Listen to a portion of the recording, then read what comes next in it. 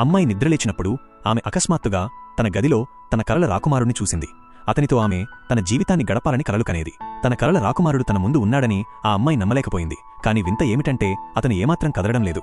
అప్పుడే అమ్మాయి దృష్టి రాకుమారుడి పక్కన ఉన్న ఒక పుస్తకంపై పడింది. అమ్మాయి వెంటనే ఆ పుస్తకాన్ని తెరిచి తన కలల రాకుమారుడు నిజానికి ఒక రోబోట్ అని తెలుసుకుంది. దీంతో తన స్నేహితురాలు సర్ప్రైజ్ ఇస్తానని చెప్పింది. బహుశా ఇదేనని అమ్మాయి అనుకుంది. కాని ఆమె రోబోట్ మెడ మీద ఒక చిప్ను చూసినప్పుడు ఆమె చిప్ను నొక్కి రోబోట్ను ఆన్ చేయడానికి ప్రయత్నించింది.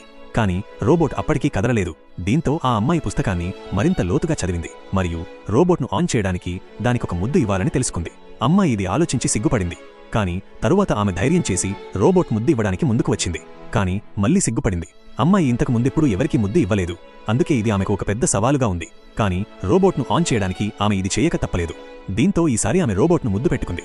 అప్పుడే రోబోట్ కళ్ళు తెరిచి నిలబడి ఆ అమ్మాయితో, మీరు నాతో ఏమి కావాలంటే అది చేయించుకోవచ్చు, ఒకసారి ఆజ్ఞాపించండి యజమాని అని చెప్పింది. మొదట ఇది ఆ అమ్మాయికి బోరింగ్గా అనిపించింది. కాని అప్పుడే ఆమె రోబోట్తో ఒక పిల్లిలా ప్రవర్తించమని చెప్పింది. రోబోట్ సరిగ్గా అలాగే చేసింది మరియు పిల్లిని అనుకరించడం మొదలుపెట్టింది. ఆమెకు అది చాలా నచ్చింది. అప్పుడే అకస్మాత్తుగా ఆమె ఫోన్ మోగడం మొదలైంది మరియు ఆమె నానమ్మ కాల్లో, నేను నీకోసం బ్లైండ్ డేట్ ఏర్పాటు చేశాను, నువ్వు బ్లైండ్ డేట్కి వెళ్లి త్వరగా పెళ్లి చేసుకోవాలని నేను కోరుకుంటున్నాను అని ఆమెతో చెప్పింది. ఇది వినగానే అమ్మాయి వెంటనే నిరాకరించింది. దీంతో నానమ్మ ఆమెను భావోద్వేగంగా బ్లాక్మెయిల్ చేయడం మొదలుపెట్టింది. నేను వెళ్లిపోయిన తరువాత నా మనవరాలిని ఎవరు చూసుకుంటారు అనే టెన్షన్ లేకుండా నీ నానమ్మ శాంతిగా చనిపోవాలని నువ్వు కోరుకోవడం లేదా అని చెప్పింది. అమ్మాయికి తల్లిదండ్రులు లేకపోవడంతో ఆమె నానమ్మే ఆమెను పెంచింది. అందుకే అమ్మాయి బలవంతంగా అంగీకరించక తప్పలేదు. మరియు కాల్ కట్టైన తరువాత రోబోట్ ఆ అమ్మాయితో, నీ నానమ్మ పట్టుదలను ఎదుర్కోవడానికి నా దగ్గర ఒక మార్గం ఉంది అని చెప్పింది. అమ్మాయి ఆ మార్గం ఏమిటి అని అడిగింది.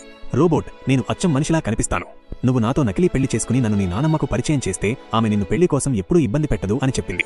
ఈ ఆలోచన ఆ అమ్మాయికి చాలా నచ్చింది మరియు మరుసటి రోజు ఇద్దరూ పెళ్లి కోసం ఫోటోలు తీయించుకోవడానికి వెళ్లారు.